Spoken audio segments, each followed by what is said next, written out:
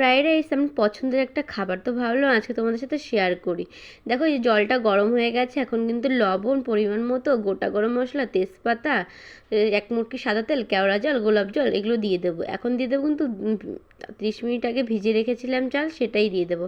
এদিকে আমার ভাতটা হয়ে গেছে, ভাতটা উঠিয়ে এখন কিন্তু সব সবজিগুলো ভেজে নেবো। তেল দিয়ে দিয়েছি, এখন দেবো পনির, ছোটো ছোটো করে পনির কেটে রেখেছিলাম সেটাই দিয়ে দেবো। এখন ভাজা হয়ে গেছে, সেটা উঠিয়ে নিয়ে সেই তেলেই দিয়ে দেবো গাজর। আর এখানে লাল গাজর পাওয়া যাচ্ছে গাইস, হলুদ গাজর কিন্তু পাওয়া যায় না, আর আমি ছত্তিশগড়ে থাকি।